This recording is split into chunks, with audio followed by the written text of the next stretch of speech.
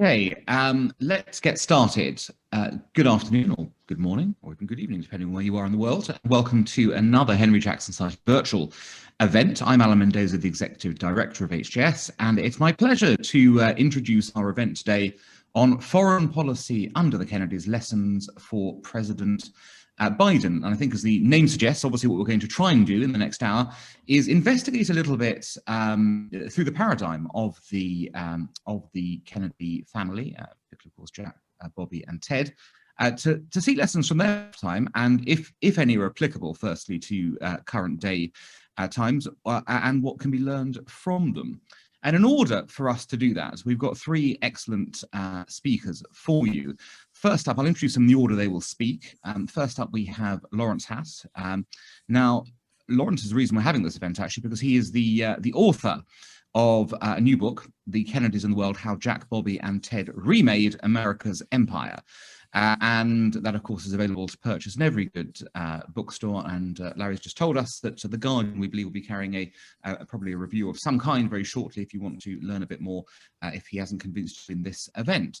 But Larry, of course, has had a distinguished career. He's a former White House official. He was communications director for Vice President Gore. He was at the Office of Management and Budget, and is, of course, currently a senior fellow at the American Foreign Policy Council, where he can be found opinining on all manner of events and happenings in print and broadcast media. Next up, we have Ambassador Nancy Soderberg. Now, Nancy has served on 4 presidential campaigns in the US Senate, in the White House, and at the United Nations.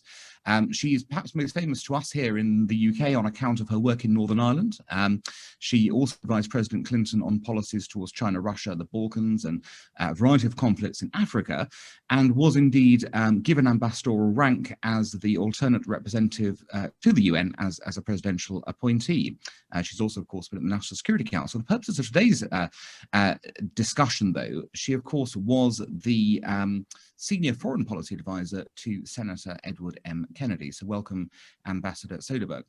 And last but certainly not least, we have Professor Richard Aldous, who is, of course, a well-known historian in not only these parts, but the US, where he is today. He's a historian of transatlantic politics, diplomacy, and business.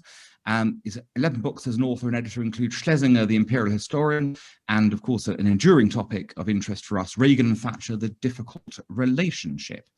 He's currently writing a book on Douglas Dillon, the Treasury Secretary in the Kennedy and Johnson administration. So we look forward to hearing his comments as well. And he, of course, teaches at Bard College, where he holds the Eugene Mayer Chair. So welcome to our panelists. What we're going to do is open up to Larry, Nancy, and then Richard to give some opening comments and thoughts.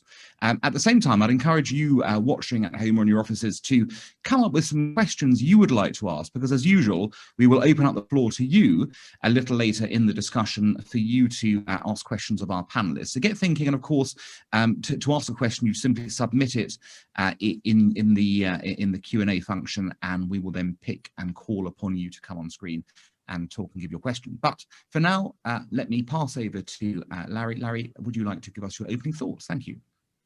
Well, thank you very much. Thank you, Alan. Thank you, Sean Early and Hamala Mamadova, for all thinking this was a good idea and having the event for us, Henry Jackson Society, of course, and I want to thank my fellow panelists for joining me.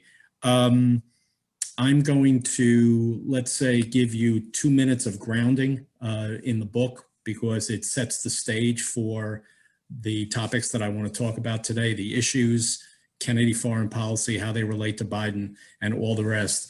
I will take 1 moment of shameless self-promotion and hold the book up, The Kennedys in the World. And if you find yourself interested in it after listening to me, it's actually listed under Lawrence Hass, Lawrence Hass, and it's available now, and I hope you'll check it out.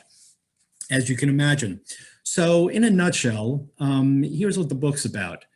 Everybody knows that Joe Kennedy, a ruthless and demanding father, and Rose Kennedy, his cold and standoffish wife, raised the Kennedy boys for success. But what almost nobody knows is that it was a certain kind of success that they groomed them for. They specifically educated the boys to look abroad, to learn about the world, to care about the world, and once they attained power to actually shape America's role in the world, and through that, the world itself. They held conversations with the boys over meals, breakfast and dinner, most notably. Joe Kennedy sent the boys to travel overseas, all over the world when they were old enough. He wrote to them when he was away or they were away about global events. He set up meetings for them with the world's leading figures, presidents and czars and military officials and all the rest. And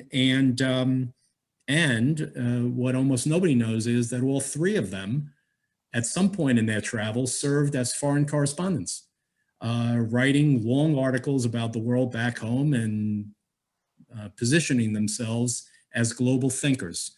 From 1947, when Jack was elected to the House, until 2009, when Ted died of brain cancer as a senator, at least one Kennedy held public office. That's for more than 60 straight years.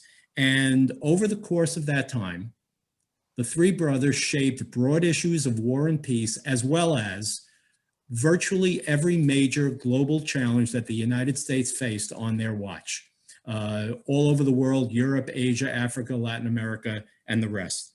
Okay, in terms of issues and lessons that I'm going to try to squeeze in my allotted time, the first one I want to talk about is internationalism, engagement.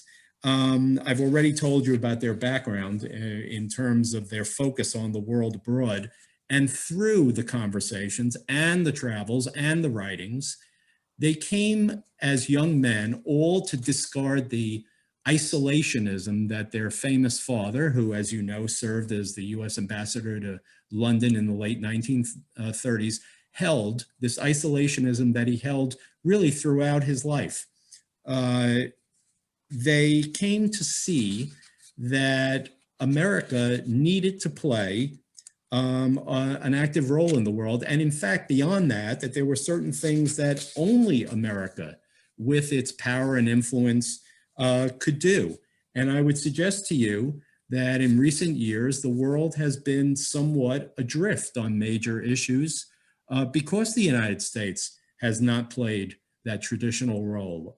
We have not had a unified global effort of the kind that we might have had with US leadership to address COVID, to address the broad economic crisis that much of the world has suffered. And obviously the United States has walked away and left the world adrift when it comes to major issues like climate change and the rest, other transnational issues. This obviously was a problem that was particularly acute under President Trump with his America First-ism and his isolationism that was part of the America First approach and all the rest. It was selective isolationism, of course. It wasn't broad isolationism, but it resulted in ruffled feathers with our traditional allies and a whole variety of other problems around the world. But to be fair, it began before Trump. President Obama had stepped back a little bit himself and suggested that the United States play less of a leading role. I don't think that that policy left the world in a better place either. So this is beyond President Trump. It taps into the broad kind of rising isolationism of the United States at a grassroots level. But I think it's something that Joe Biden's doing a lot to reverse. He's off to a pretty good start. He's obviously re-engaging with the allies, and he's seeking unity on the major threats that we share, from COVID to climate, to China, to Russia, to Iran, and beyond. Second thing I want to talk about is American leadership, which is not exactly the same thing as engagement, although it's obviously related to it. In fact, it's a kind of part of engagement, I would suggest to you. With regard to leadership, all three of the Kennedys thought that the United States needed to lead the free world. All three of them thought that it was important for the United States to promote freedom and democracy. All three of them were fierce anti-communists throughout their lives. And while we associate a lot of that with Jack Kennedy and with the early years of Bobby Kennedy, it is something that Bobby really never gave up through his dying days. And I would suggest to you, and Nancy might have more to say about this, Ted Kennedy himself was not naive about the nature of the Soviet Union or the nature of communist China or the nature of communism itself. So I think they all saw the world with very clear eyes and understood the distinction between freedom and authoritarianism. And they all drew distinctions in their public speeches and in their writings between democracy and communism. We remember, obviously, some of these landmark moments, JFK at the Berlin Wall, Bobby on a month-long global tour that he took as Attorney General in 1962, and Ted Kennedy, whether he was traveling across Africa in 1956 or Latin America in the early 1960s, or meeting Soviet leaders in the Kremlin or Chinese leaders in Beijing in later decades. This is something that I think is particularly important for the United States to get back to now. And that's because freedom around the world is under great challenge and duress. In fact, freedom and democracy are on their heels. This is not dissimilar to the way the world was when we lived in a bifurcated world of the Cold War, with the United States leading freedom and the Soviets leading communism. It's important now because, as some of you may know, Freedom House, the nonprofit that tracks political rights and civil liberties, just reported that 2020 was the 15th straight year that freedom has declined around the world, the longest stretch in recent decades. The United States has obviously not been the reason for this, but it has contributed to this in its reluctance, it would seem to me, to promote freedom and democracy in recent years. We have given a little bit more running room to the autocrats, and we have given a lot less moral support to would-be Democrats around the world. And I don't think that it's any coincidence that as President George W. Bush's freedom agenda lost steam at around 2006 to 2007, and then through the Obama years in which President Obama did not promote freedom and democracy consistently, and then the last 4 years of Trump, in which he didn't seem to even understand the difference between a free and an authoritarian country, we see a decline in freedom around the world. We are not the only reason, but we have been a contributing factor. Here too, I think that President Biden's off to a good start. He has spoken out against Chinese treatment of Hong Kong and the Muslim Uyghurs. He has criticized Vladimir Putin over his arrest of Alexei Navalny and over Moscow's treatment of the ongoing protests. He has spoken out against human rights abuses in Saudi Arabia. This is complicated. This is complicated because promoting freedom and democracy is not the only thing that the United States does around the world, and it can come into conflict with our other, global and regional interests. So the challenge is for President Biden to articulate the cause of freedom and democracy consistently, even in places where we're trying to cut deals with governments, like, for instance, in Iran, which has a horrific human rights record, but where we seem to be heading back towards negotiations over the Iranian nuclear program. So we'll have to see how he does. I think he's off to a good start, but I would just suggest this cautiously because this is hard work, and I suggest that he needs to do it not only consistently, but I would make one other point. He needs to, I think, more articulately explain the difference between free and authoritarian countries. The Kennedys were very, very good at that. The United States, its people need to know better really what's at stake. Okay, my third point, diplomacy.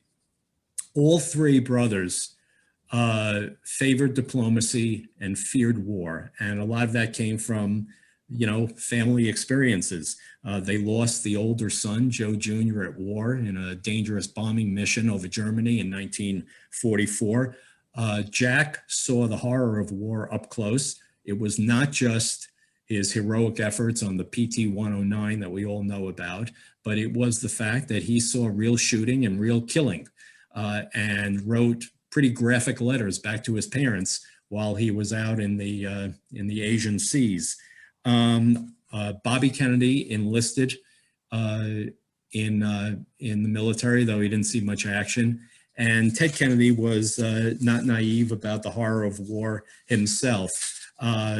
They all had incidents where they were in very important issues favoring diplomacy over the rush to war. And Jack, I will say, learned a lot from the misbegotten Bay of Pigs fiasco, where we did sponsor an invasion to try to topple a dictator.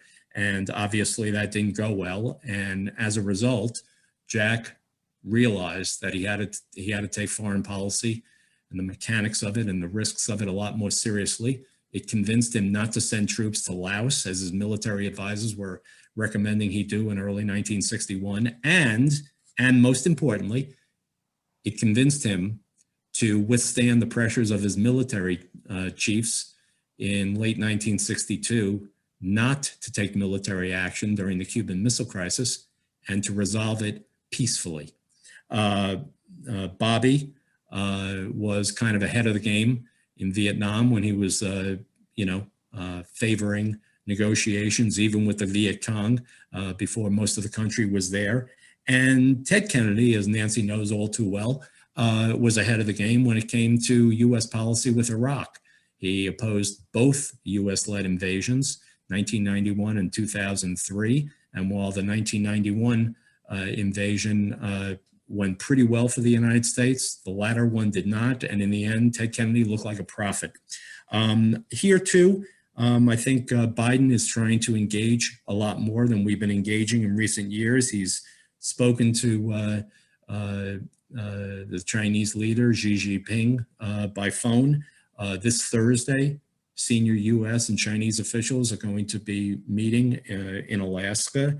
The president is trying to re-engage with Iran in the aftermath of President Trump's maximum pressure campaign. This too is complicated work. We have serious challenges, and sometimes you have to know when to stop talking and when to try something else. And we'll have to see. And I'm not prognosticating that President Biden is doing anything particularly wrong at the moment, but we face very serious challenges when it comes to Chinese aggression, not just in its region, but far beyond when it comes to Iran's development of nuclear weapons and when it comes to the North Korean nuclear program. Okay, my final point has to do with the Kennedys and the developing world. All three of the Kennedys, from their travels, from their writings, from their conversations, had a great interest in the developing world and thought that really our approach to the developing world on their watch was quite misplaced. Jack in particular sought and did rewrite America's Cold War strategy, taking the focus off of Europe and moving it towards the developing world, because he thought that's really where the Cold War was going to be won, because that's where the United States was competing for influence around the world with the Soviet Union. All three of the brothers thought the United States should eschew colonialism and build ties to restless populations. I already mentioned that Jack rewrote America's Cold War strategy along those lines. It also shaped his civil rights strategy, because he thought the United States was getting a black eye around the world with nations of color due to the violence of our civil rights movement, and it pushed him to promote civil rights at home more than he otherwise would have done. Bobby had similar concerns, which he also developed through his travels. Traveled to Asia with Jack in 1951, went to the Middle East and Asia in 1948. These are long periods of time. It convinced him to talk his brother, Jack, out of appointing William Fulbright as Secretary of State because he was concerned about the reaction in the developing world because William Fulbright had a terrible civil rights record. And finally, with regard to Ted, he had similar thoughts about Latin America, about Africa, about Vietnam in the post-Jack and post-Bobby period, and it very much shaped his opposition to Iraq, as he said and wrote later. He did not think that the United States should impose a colonial footprint with a big military action in that part of the world. And finally, I'll say with regard to Biden, this is another high stakes issue. I mentioned that China is challenging the United States much the way the Soviet Union challenged the United States years ago. In the developing world, China is branching out far beyond Asia. It is seeking much more influence in the Middle East through its recent agreement with Iran. It's making major investments in Africa. Iran is challenging the United States across Latin America, and the United States needs an effective pushback of some kind to build relations with people on the ground and to reassert its influence, because this is important. A freer, more democratic world is a better, safer, more prosperous world, both for the world as well as for the United States. So on that note, I will stop and turn it back over to, I suppose, over to Nancy. Well, thank you, Larry, for framing that so well in sort of different points and different facets. Fascinating. Let's move over to Nancy to get to your thoughts on what Larry said and also what you'd like to add as well. Sure. Well, first of all, thanks to the Henry Jackson Society for hosting this event, and I'm delighted to participate. And I certainly enjoyed speaking to Larry for this book and commend it to everyone. I'll also hold it up for you, Larry. I thoroughly enjoyed it, and I know from our discussions it's extremely well researched. And Alan, thanks for the great moderation, and we look forward to hearing from Professor Richard Aldrich shortly. I had the privilege of working for Senator Ted Kennedy from 1985 to 1992. And traveled the world with him and saw firsthand the principles developed in Larry's book over the years. I also stayed in touch with him once I left, and particularly in the White House during the Northern Ireland peace process in the early 90s. I was with him at the Berlin Wall in 1989 when he walked around with Willy Brandt, and it was just, you could see history unfolding, and all of the family history with leading up to that day was something I'll never forget. And I think the strength of the family is well detailed in Richard's book, is that the family wanted to change the world, and they were raised to use their power and influence to do that. And I think what I'd like to do is just draw out 4 lessons for today's challenges off of some of the stories that Larry tells that can be applied to today. As Larry and I discussed when he was writing the book, I was on a long plane trip years ago with Senator Kennedy. And I said, what's it like to be in the Senate for 40 years? Do you feel sometimes that you haven't made a difference? And he laughed and he said, I see history as a river. And over the years, I have changed that course of that river. And then he laughed and said, of course, to the left. But I really think that's what presidents and senators can do. And I think it's the challenge of Joe Biden, of which way does he want to bend the arc of history. I think Joe Biden recognizes he has to do it quickly. We don't know what will happen in the 2022 midterm elections, but history would imply that he may well lose control of one, if not both, of the houses. So he's under a lot of pressure, not to mention the many challenges that he faces. So I was just going to draw out, and hopefully we can go into these more in discussion, 4 lessons that I saw firsthand Senator Ted Kennedy using based on his family histories and his 50 plus years in the Senate. First is just be honest. Be honest about the costs of war.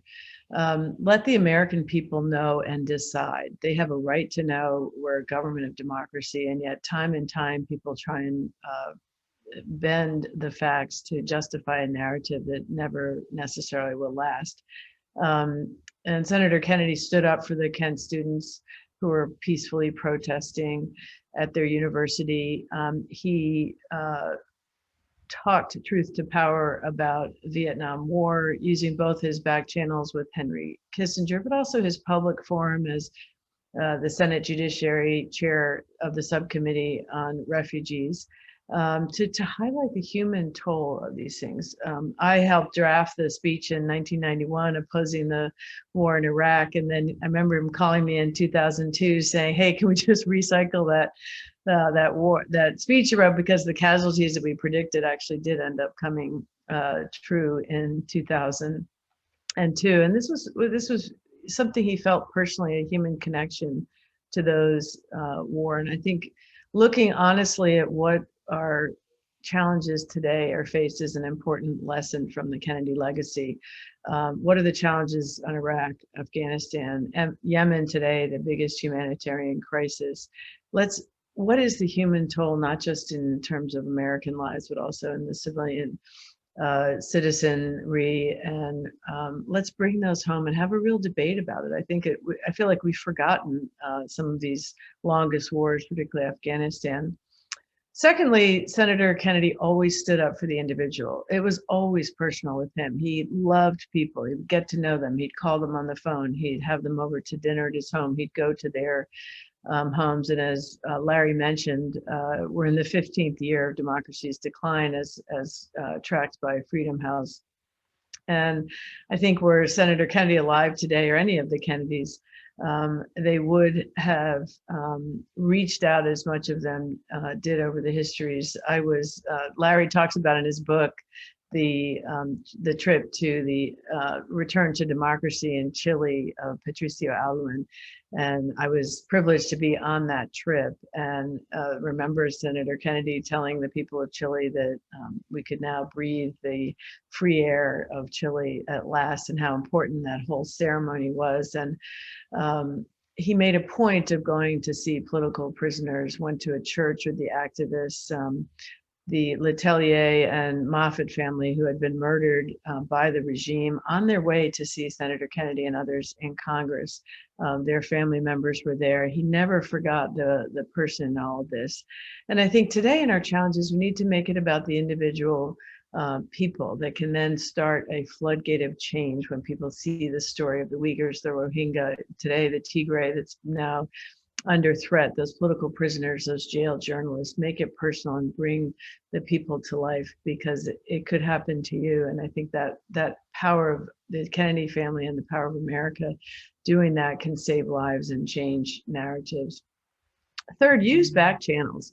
The Kennedy brothers the whole family really, were raised in salons of king, princes, foreign ministers, artists. They knew how to connect with people and use the power of those back channels. So I saw it firsthand with trying to get the Gorbachev to release refuseniks. We worked hard to get Natan Sharansky out. I'll never forget his wife coming regularly into our offices, and political prisoners around the world would get off the plane in DC and come straight to the office of Senator Kennedy to thank him for that. And it matters. You can make a huge difference just by using those back channels, whether it's an arms control agreement or getting people out of prison. And lastly, I would just say, think big. Since Senator Kennedy died, I often miss that hearty laugh and that strong voice.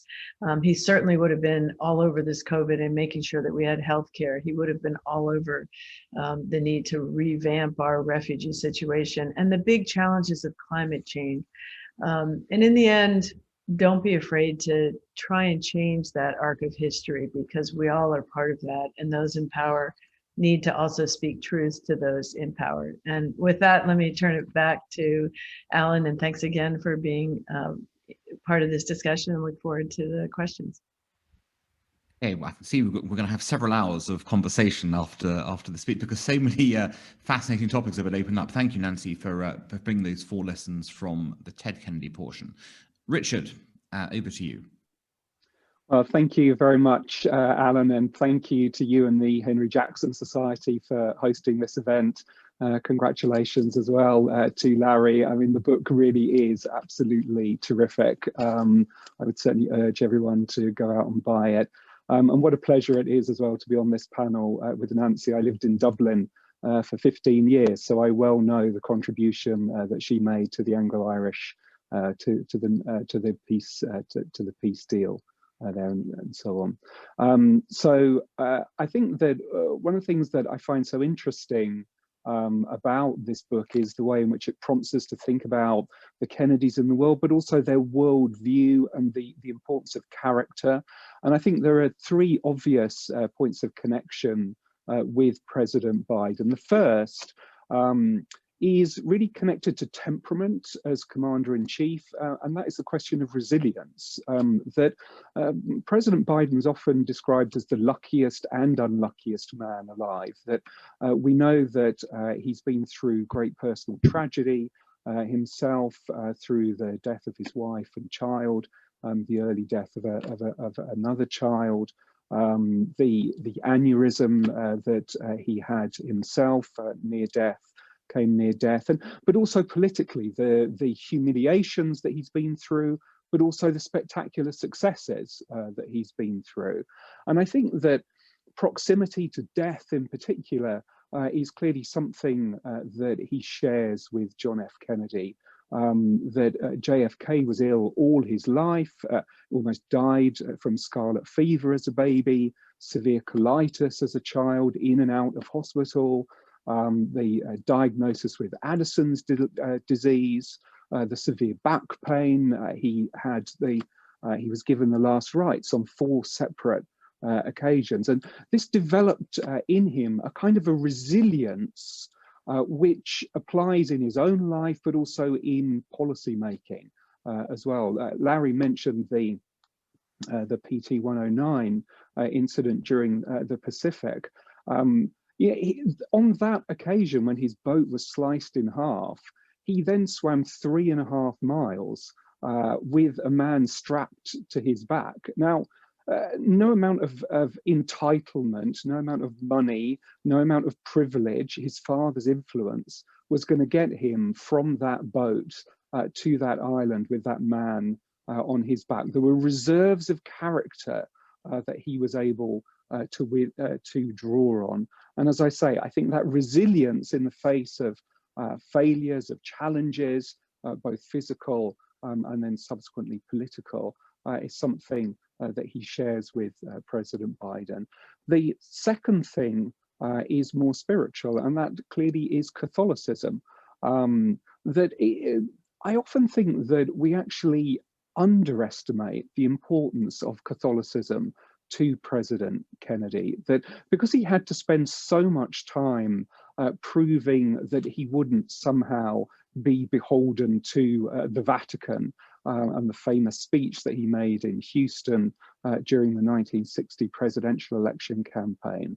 But first of all, he was genuinely a regular, everyday conventional Catholic. He went to Mass regularly. On the day that he died, he had a rosary in his pocket, but it also underpinned his philosophy as well, and the way in which he saw the world.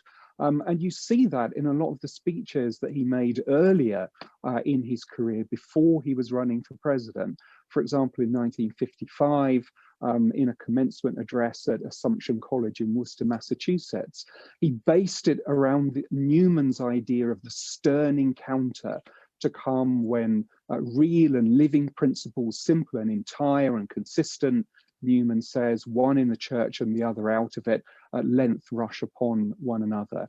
And he used that to frame his own worldview, which he actually describes as being one of good versus evil, right versus wrong. Larry touched on this earlier, and talks about the dangers of communism, which when facing communism, that if you strip away faith in God and only match it with what he describes as cynicism, indifference, and secularism, then that is a battle that will be lost. So faith, Catholicism, a worldview, that recognizes the spiritual and has a kind of a moral framework to it is something which is important to President Kennedy, which I'll be interested to see how that is then reflected for President Biden. And then finally, of course, the other thing that President Biden and John F. Kennedy shared was their connection to Ireland, that Kennedy's Catholicism was primarily intellectual. He was drawn to French writers, to Cardinal Newman, but it was also cultural because, like President Biden, Irishness was an essential part of his political identity. He often referred to his grandfather's journey across the Atlantic from New Ross in Ireland and the kind of striving for liberty which that involved.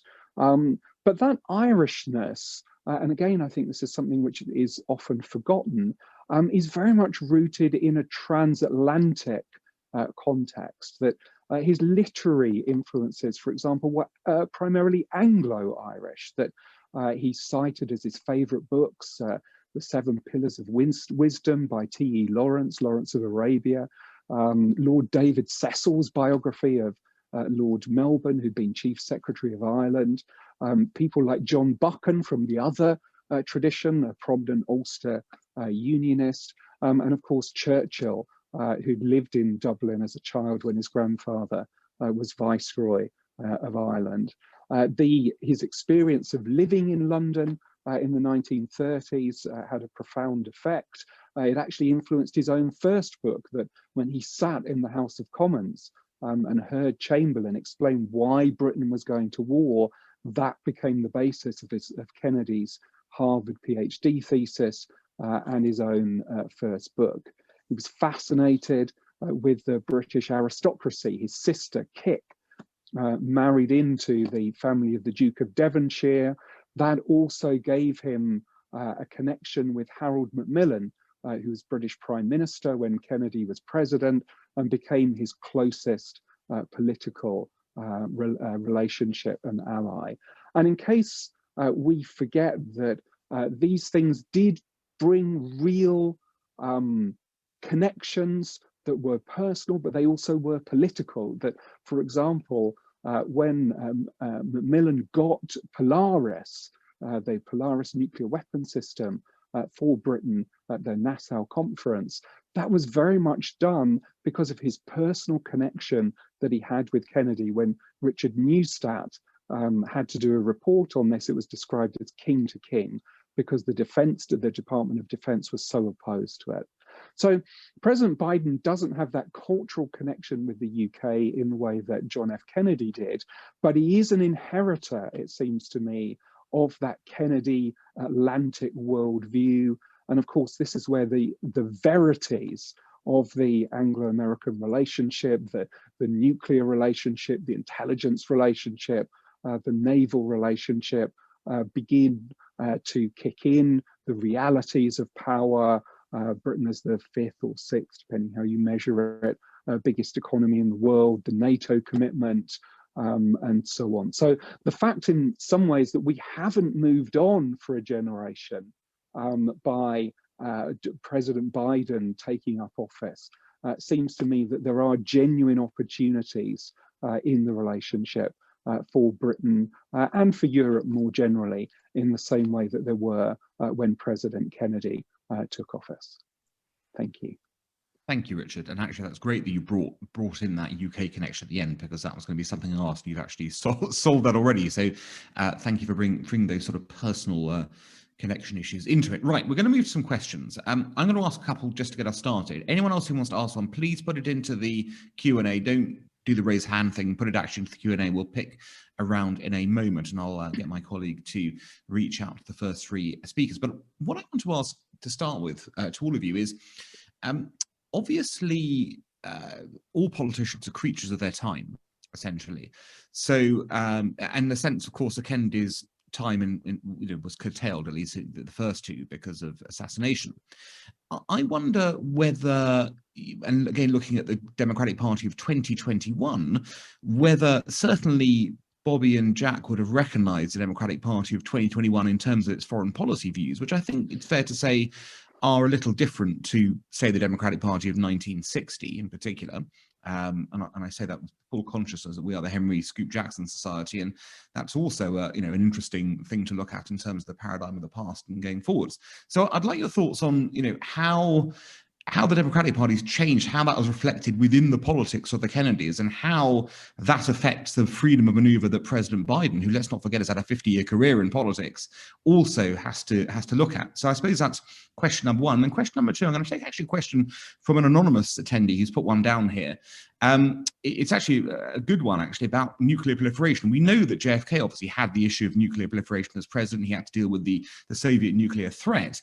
How do you think the Kennedys would have dealt with Iran's acquisitions, North Korea's acquisitions, and what lessons are there for President Biden from that? So I'll throw that open, and I'll start actually in maybe in reverse order. Richard, do you want to go first, and Nancy and Larry at the end? Take whichever one. You don't have to answer both, by the way. You can take bits and we can move on. Yeah, I think I'll allow Nancy and Larry to talk about the Democratic Party, but the nuclear issue, you're quite right, is a very interesting one, because when Kennedy becomes president, it's right after the initial Berlin crisis that began in 1958, where Khrushchev was talking about kicking the West out of Berlin. He was very consciously raising the threat of whether nuclear weapons might be used. When Kennedy comes in, the Paris summit in 1960 under Eisenhower had collapsed in complete chaos. So these are very real issues that he's dealing with. And yet they're very much on his mind. This is another example, actually, where he's working with Harold Macmillan. They're trying to get the test ban treaty in place during Kennedy's administration. They're having to deal with questions around not just whether something like the Cuban Missile Crisis would escalate into some kind of nuclear exchange, but how would they deal with the updating of the technology? I talked just there about Polaris. The reason why they moved to Polaris is because the Skybolt missile system had effectively failed, and they'd moved on to a submarine-based nuclear deterrent. So would Britain be part of that? To what extent would the Soviet Union be able to kind of catch up in terms of nuclear technology? At this stage, the fear is that the Soviets are actually ahead. Kennedy knew that that was not the case in 1960 when he was campaigning, but he was prepared to use it as an issue. So I think in that kind of context, very much his argument by the time you get to the end of his administration and that famous speech that he makes at American University, where he's kind of saying that we all breathe the same air, it would certainly be to try and de-escalate tensions rather than to exacerbate them. Thank you, Nancy. I would actually say, yes, all leaders are a product of their own time, but the test of leaders is whether they can be ahead of their times and help shape the narrative and bend the arc of that river. I think less so Bobby, but certainly Jack and Ted Kennedy understood the threat of nuclear weapons well ahead of their time. And when President Kennedy was in office, he thought there would be 25 nuclear states instead of the 9 that we have now, and immediately launched an effort to pass the Comprehensive Test Ban Treaty, got a partial one. The Nuclear Non-Proliferation Treaty to this day keeps states out of the nuclear business, and it's under threat, but I think all of them would have been trying to back channel the Iranians. The North Koreans are a little more difficult, but I think would try and change the debate of the way actually Henry Kissinger led this charge in 2007 in an article in the Wall Street Journal saying maybe we're less safe with nuclear weapons than we would be if we just got rid of them. And so I think you'd have Senator Kennedy pushing for that. On whether or not the Democratic foreign policy would be one that a President Kennedy or Robert Kennedy would admire, I would say yes. It should have changed. The world is not like it was in 1960. The Soviet era is gone. We have different challenges. But what has not changed is the need for American leadership. And what we need to do is move forward and try and get to the biggest challenges that we have, which is the threat of cyber.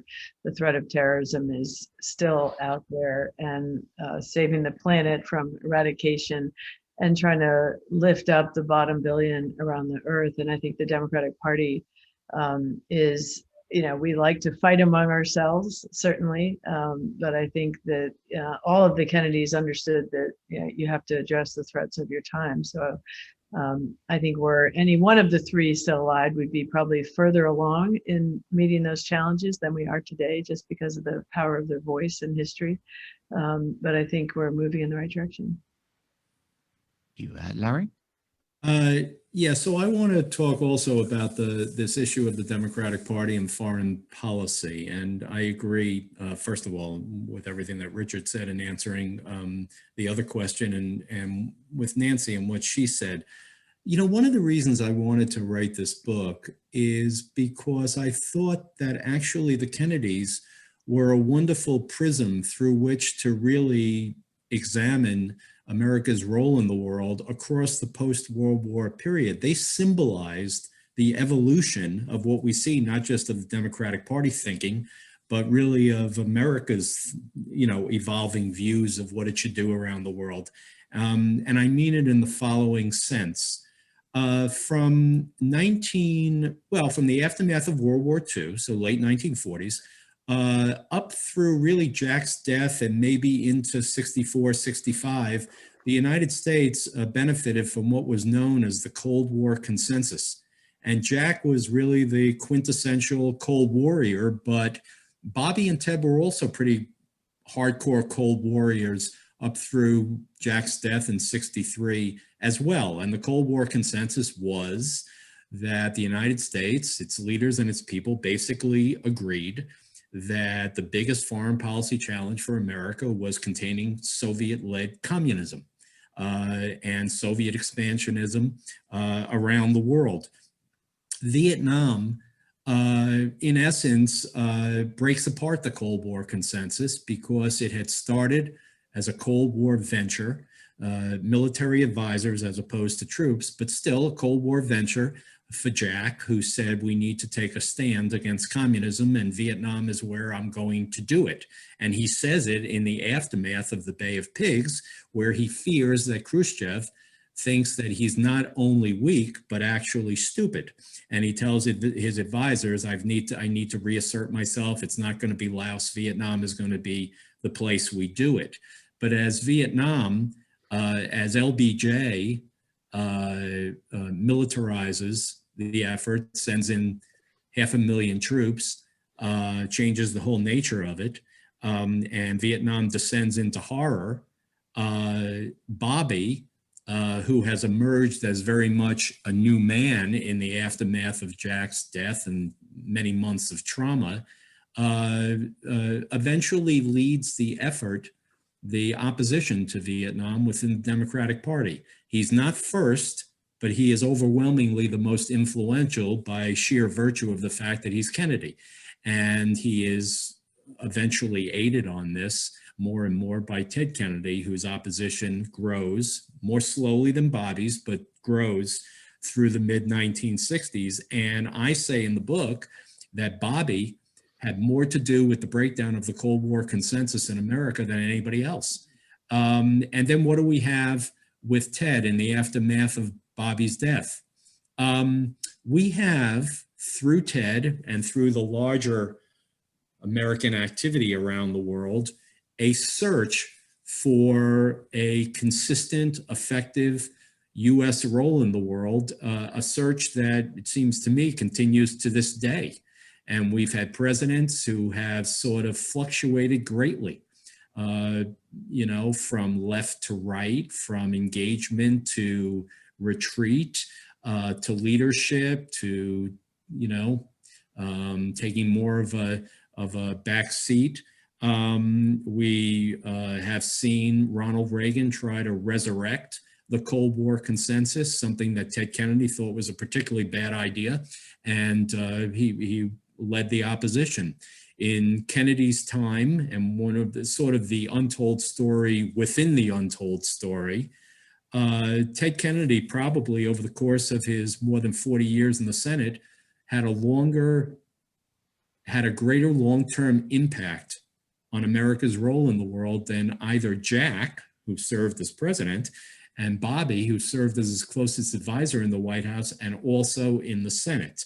Now, of course, their lives were cut short, but it still does say something about Ted Kennedy's influence, that he had this enormous impact and never made it to the White House. He did it all from the Senate, and that included, you know, leading the opposition to Reagan's proxy wars in Latin America with the Soviets, to spearheading sanctions against South Africa, overriding Reagan's veto, the first override of a president on foreign policy in 11 years, to setting the stage for the opening to China through his speeches and his writings, the opening that Nixon and Carter later pursued, to something that I think came up, Nancy mentioned, a great untold story of his work in freeing political prisoners and dissidents and refuseniks from both the Soviet Union and China. The question of sort of where are we now, and would the Kennedys recognize this foreign policy that the Democrats have now? This is something that comes up often, not in the context of Ted Kennedy, but always in the context of Jack Kennedy.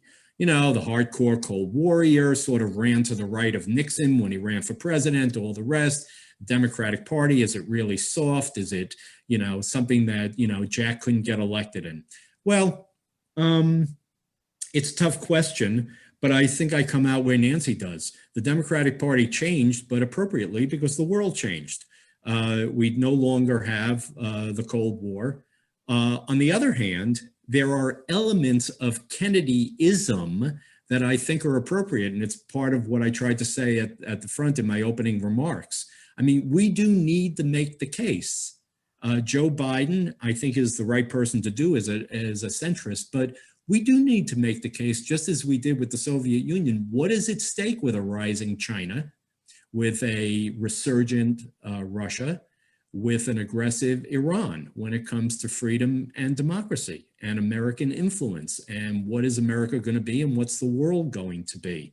So elements of Kennedyism still are quite relevant, but I'm with Nancy in terms of it shouldn't just be Kennedyism, because we don't live in the 1940s, 50s, 60s, or 70s anymore. So I'll leave it there. We don't. Now we've got 5 minutes left. I'm going to, normally we bring people in to ask questions, but actually as we've got good questions and not enough time, I'm going to answer questions, but I'll tell you who've asked them. So I've got a question from Lord Boateng, who is asking, is there the same emotional link with Africa and development in Africa in particular as when I was a boy there and had Peace Corps teachers? And what can we expect from a Biden administration today? So that is a question I think maybe for Larry or Richard. The next one, Professor Vernon Bogdaner. When Kennedy met Khrushchev at Vienna in 1961, did he give an impression of weakness which encouraged Khrushchev to install missiles in Cuba? And he then asks, is this not always a problem for President the moderate left? How can Biden avoid giving an impression of weakness? Richard, I'm going to give that one to you. Then we're going to give one to Nancy, which is, we're often told that Jack Kennedy helped learn this from Nicholas McLean, learn key lessons from Barbara Tuchman's August 1914, which helped him during the Cuban Missile Crisis. Can the panelists give any examples of books that help the Kennedys change history? So Nancy, interesting to know, given your long association with Ted Kennedy, what books he read, basically, that maybe changed history in that case, and what might influence President Biden in that regard. And lastly, really a question for anyone who wants to answer it, from Margaret Herity. How have you seen US-China relations evolve, basically, over the periods in office from the Kennedys to Biden, and where might we go there? Obviously, that's a big question. But I'm going to start, Nancy, with you. I mean, you can take in the others, but I'm going to start with the history book question, if you've got an answer to that, and by all means, throw something on China. Sure. I mean, the whole family of Kennedys was a voracious reader and would devour any biography that they could find, any history book. And Senator Kennedy loved Seamus Heaney's poems as well, just Pablo Neruda, Gabriel García Márquez. I mean, just a voracious reader. And I think it also enabled all of them to understand the human impact of decisions, that they have huge impacts on people's lives. I'll just briefly touch on Africa as well. And I think that we are, I wouldn't call it emotionally tied to Africa so much as it's clearly in our interest to address the challenges of Africa. And I'll have to say, I understand we cut right at noon, whether we like it or not, Eastern time. But thank you for having us. And Larry, thank you for writing this book. And thanks to all those who joined us today for this wonderful discussion. Thanks so much.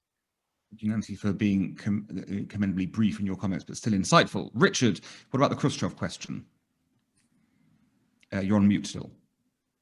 Wonderful that it's asked by Vernon Bogdanor, one of the great constitutional experts and historians. Yeah, and of course he's absolutely right that partly that's physical as well, that Kennedy really does in his back planting a tree, a ceremonial tree, before he meets before he meets Khrushchev in Vienna. So he's in physical agony.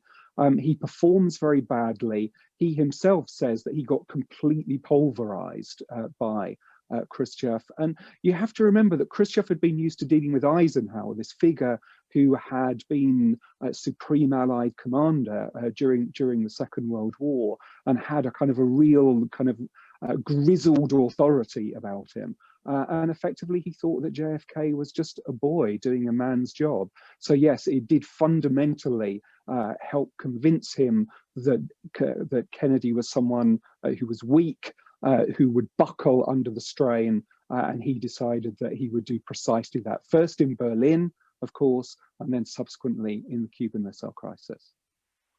Thank you. And lastly, Larry, do you want to take the China question quickly? And Nancy, of course, yes, if you have to run or anyone else, please do. Yeah. Yes. So all three of the brothers were sort of, very hardcore anti-communist China through the 40s, 50s. And in fact, Jack, was part of the Who Lost China crowd after Mao took over in 49. But they all evolved to their great credit. And Jack was rethinking his hardcore policies in the months before his death. And as I mentioned before, Bobby and Ted sort of laid the groundwork in their speeches and writings for the opening to China that came under Nixon and Carter. But I will say this, I think the United States, frankly, in recent decades, has been a little bit too hopeful, because we assumed, and there was a Washington consensus on this, we assumed that with economic progress, there would be political liberalization in Beijing. And the Chinese Communist Party, led by Xi, are in essence promoting a kind of political authoritarianism mixed with economic progress. And we are coming to grips with the fact that this is not going to be an evolving Western nation. This is a resurgent authoritarian country, and we now have a consensus in Washington that we need to be more united and aggressive in challenging the Chinese, but I do not believe we have a consensus on precisely what we should be doing. I'm going to stop there because time is up. Thank you to our panelists. Really, Larry, Nancy, Richard, you've given us an enjoyable trip down, history and memory lane, but also crucially taken some key lessons, I think, that will be in the forefront of the minds of policymakers and hopefully the Biden administration going forward. So thank you for that. Thank you for joining us at home. Sorry we couldn't get to all the questions, but a topic like this will always lend too many in that way, particularly with these speakers. So thank you to the speakers once more, and we will see you all again soon for another HJS virtual event. Have a great rest of your days. Thank you. Thank you so much. Thank you.